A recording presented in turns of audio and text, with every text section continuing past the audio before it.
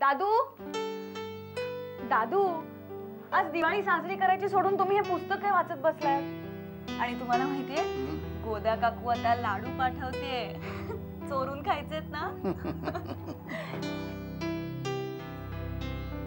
माणसाचं मनापासून हसणं हाच खरा दिवाळी दसरा. कृत्रिम हसण्याला काही अर्थ नाही. असं काय म्हणताय दादू? मी खरंच मनापासून हसते. दादू, या वर्षीची दिवाळी माझ्यासाठी या घरातली शेवटची दिवाळी. म्हणूनच तुमच्या सगळ्यांबरोबर मला अगदी आनंदाची दिवाळी साजरी करायची. चला ना दादू. खरंच तू आनंदात आहेस? हो दादू, खरंच खरंच मी खूप खुश आहे. हो, आणि हा आनंद तुमच्या बरोबर मला साजरा करायचा आहे. दादू, सगळे दिवाळीच्या तयारीला लागले. तुम्ही लवकर बाहेर या, मी ही तयारी करते.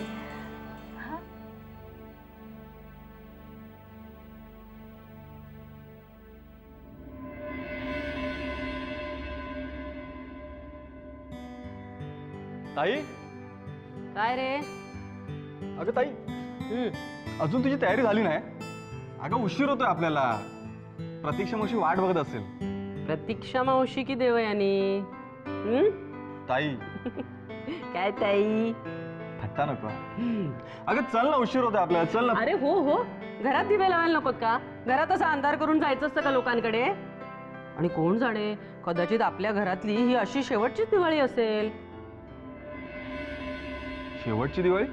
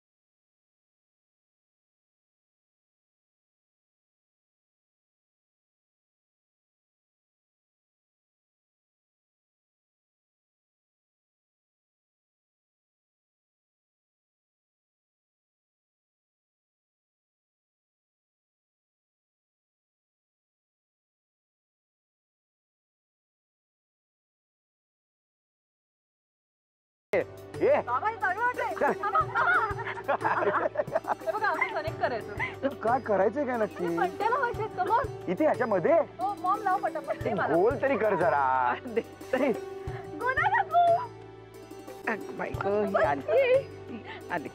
आले मीच कमी होते काय? काय मी पण तू पण आणि कोण उरले का? ती बाई ती तर काय पाया पडणार माझ्या जाऊन. लाडू एक तरी दे ना काकू. एक तरी लाडू नाही देणार, एक दे काकू. बरोबर. चला चला. हा काय झाली की तयारी? चला बाबा आज मात्र लक्ष्मी पूजनासाठी हो चला चला चला चला चला आले आले हा.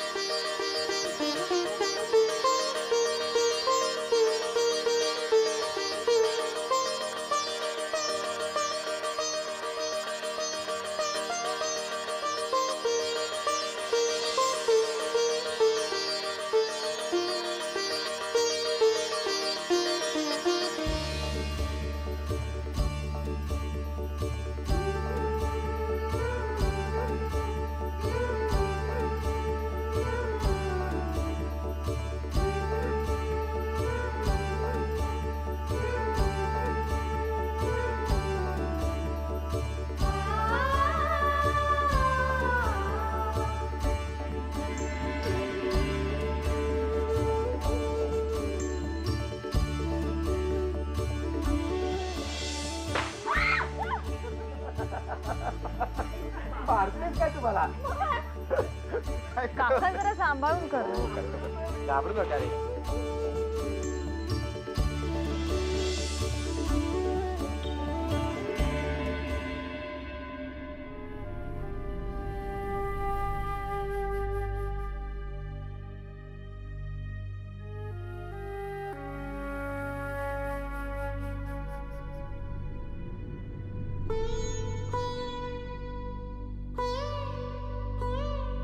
Devyani, happy Diwali. Happy Diwali.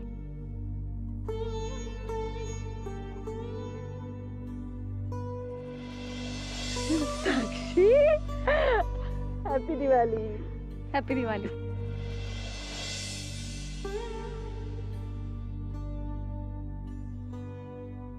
Happy Diwali. Happy आमच्या गोदा काकू हा.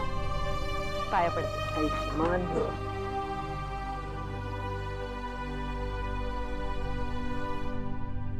Happy Diwali so. Happy Diwali. Happy Diwali. Happy Diwali.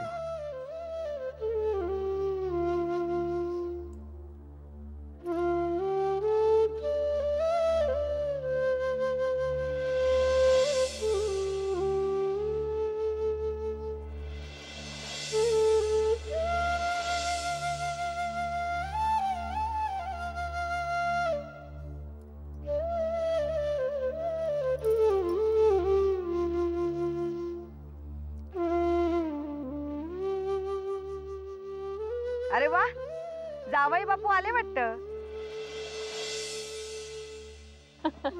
Devyani, अगं बाहेरच काय थांबलेस? बाबांना भेटायचं त्यांना. चला आत चला. चला तुम्ही पण. चल.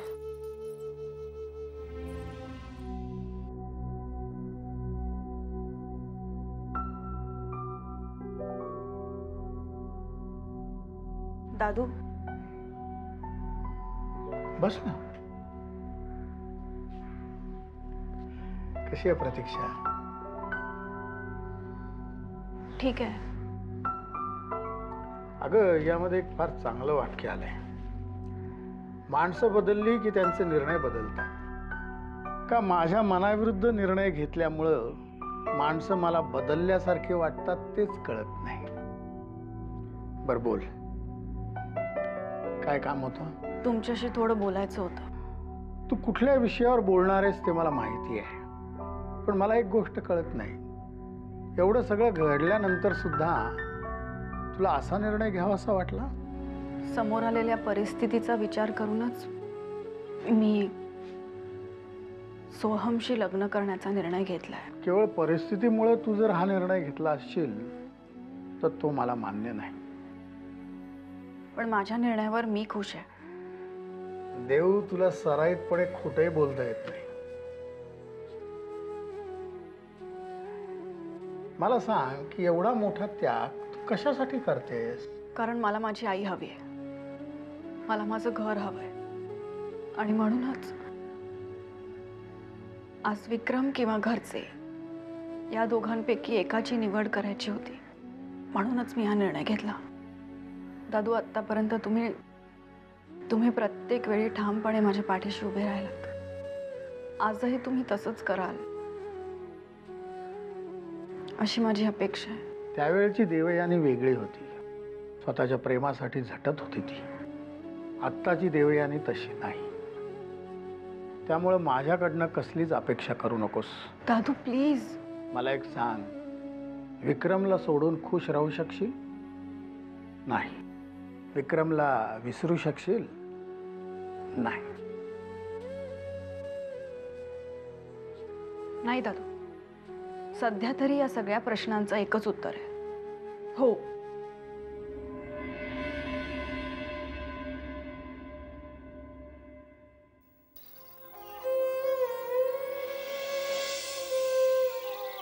देवयानीने एवढा टोकाचा निर्णय का घेतलाय ते माहित नाही, पण एवढं मात्र नक्की की हा निर्णय तिनं स्वतःच्या मनाविरुद्ध घेतलेला आहे.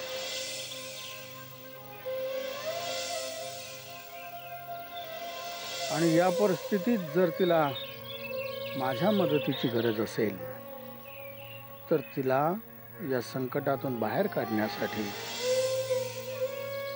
मलाच काहीतरी करावं लागणार आहे.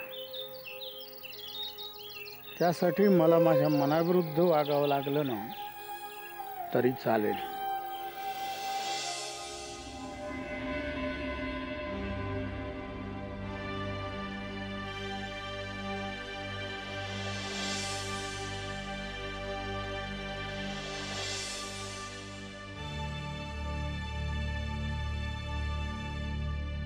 रणवीर राजे भैयासाहेब येत आहेत.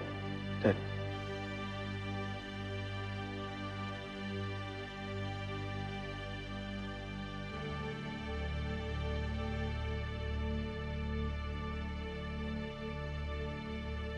नताशा, भावनांपेक्षा व्यवहार महत्वाचा. बोर्ड मीटिंग सोडून त्या कामगारांच्या शिष्टमंडळाला भेटायला जायची काय गरज होती? अगं थोडा वेळ थांबायला लावायचं ना त्यांना. असं कोणी बोलवलं आणि आपण ताबडतोब गेलो तर आपलं महत्व कमी होतं. नताशा, आज जरी त्यांनी तुझ्यासमोर कितीही नम्रपणा दाखवला तरी पूर्वी दाखवलेला माज आम्ही विसरू शकत नाही. बरं, आम्ही काही छोटी मोठी कामं आटपतो आणि परत फोन करतो. बाय. बोला डीवी सर, आज बऱ्याच वर्षांनी येणं केलं आमच्याकडे. वेळच तशी आली. तुमच्या देवयानीचं लग्न ठरलं असं आम्हाला कळलं. त्या लग्नाची पत्रिका द्यायला आला होतात का? तिचं लग्न ठरलं नाही तर तुमच्या इच्छेनुसार तिचं लग्न करण्यात येत आहे. काही का असे ना, मुलीचं लग्न वेळेवर व्हायला पाहिजे. हे आम्ही का तुम्हाला सांगायला हवं? रणवीर राजे, एक सांगू, आमचे दिवस आता सरले. आज मी डी.व्ही. देशमुख म्हणून नाही तर देवयानीचा आजोबा म्हणून विनंती करायला आलोय. माझ्या देऊचं आयुष्य तुम्ही वाचवा. ही असं हात जोडून उभं राहू नका हो आमच्या समोर. आत्तापर्यंत तुम्ही आम्हाला तुमच्यासमोर हात जोडून उभं राहायला लावलं, त्यामुळे तुम्हाला असं बघून आम्हाला गहिवरल्यासारखं होतं. रणवीर राजे आमची थट्टा करताय? करा. आमच्यामुळे तुमचा अहंकार वेळोवेळी दुखावला गेलाय हे मान्य आहे आम्हाला, पण माझ्यावरच्या रागाची शिक्षा देऊला देऊ नका. ती विक्रमशिवाय नाही जगू शकणार. कमीत कमी विक्रमचा तरी विचार करा. मी काय म्हणतो रणवीर राजे, आपल्या मोठ्यांच्या भांडणाची शिक्षा त्यांना का द्यायची? तुम्हाला शिक्षा द्यायला आम्ही शाळेतले मास्तर थोडीच आहोत. रणवीर, असं तुटकपणे बोलून माझी परीक्षा पाहू नका. माझ्या नातीचं आयुष्य उद्ध्वस्त होईल. मी विनंती करतो, वाचवा तिला.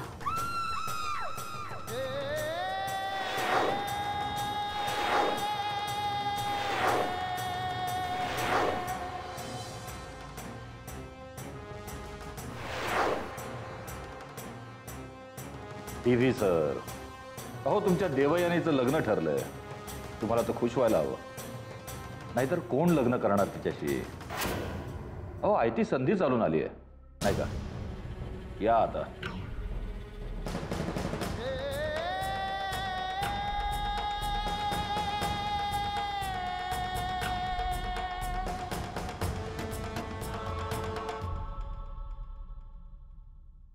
देऊ, तू इकडे आहेस आणि मी सगळीकडे तुला शोधते. काय काम आहे? देऊ, तू ज्या परिस्थितीतून जातेस त्यात तुला कुणाच्या तरी आधाराची गरज आहे. म्हणून तुझ्याशी 2 गोष्टी बोलायला आले. बोल. तुझ्या मनात काय चाललंय ते मी समजू शकते. तू खूप प्रयत्न केलेस विक्रमसाठी, राजेश शिर्केंची सून होण्यासाठी, पण शेवटी ह्या सगळ्या नशिबाच्या गोष्टी असतात.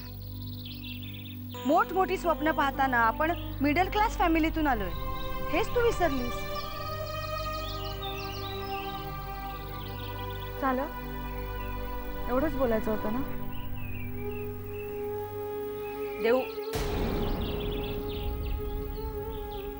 महत्वाचं बोलायचंच राहिलं. तू सोहमशी लग्न करण्याचा निर्णय घेतलायस, खरंच खूप आनंद झाला. आतापर्यंत तुझ्या हातून ज्या काही चुका झाल्या त्या माफ कराव्या, असाच हा निर्णय आहे. सोहमच तुझ्या नशिबात होता असं समजून त्याच्याशी सुखाने संसार कर, त्यातच तुझं भलं आहे.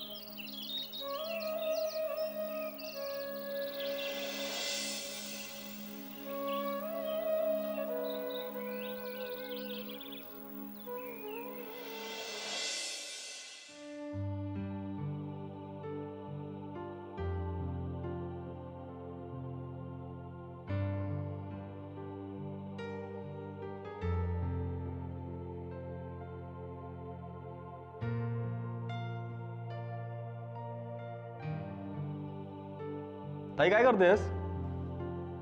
दिसते ना काय करते ते. मग तिथे उभं राहून प्रश्न विचारण्यापेक्षा मला मदत कर. अगं हो, पण तू हे अचानक कसं काय ठरवलंस बेडरूम सजवायचं? अचानक? आता तुमचं लग्न होणार आहे, तुमच्या लक्षात आहे ना? अरे हो. हे बघ, माझ्या आवडीप्रमाणे मी ही तुझी बेडरूम आता सजवून दिलेली आहे. आता यापुढे देवयानीला काय आवडतं त्याप्रमाणे तुम्ही बदल करा. माझी जबाबदारी संपली. ताई थांब. आता काय? तुझी जबाबदारी संपली असं बोलू नकोस. अगं आईबाबांच्या पश्चात तूच माझी आईबाबा झाली होतीस. मला वाढवलंस, मोठं केलंस, आणि तू आता असं बोलतेस? अरे मी थट्टेनी बोलले. आणि देवयानी येणारच आहे ना आता तुझी काळजी घ्यायला. देवयानी आली तरीही माझ्या आयुष्यातलं तुझं स्थान तेच राहणार आहे. आणि मला खात्री आहे देवयानीही तुझा माझ्या इतकाच आदर करेल. सोहम, तुझा असा रडवेला चेहरा पाहिला की मला काय वाटतं माहितीये? कसं होणार याचं लग्न झाल्यावर? ताई. अरे सोहम, काय वेड्यासारखं.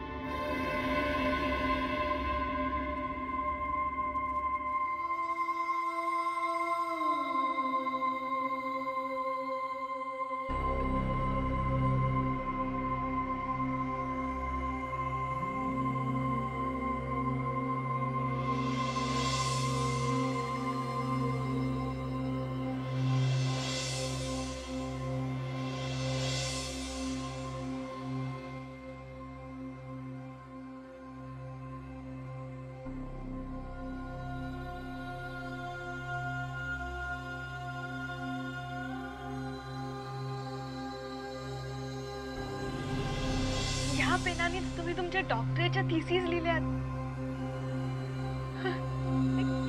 तुमच्या पुस्तकांची हस्तलिखित लिहिली. दादू, हे तुमचं प्राण आहे. तोच मी तुझ्या हाती सोपवतोय.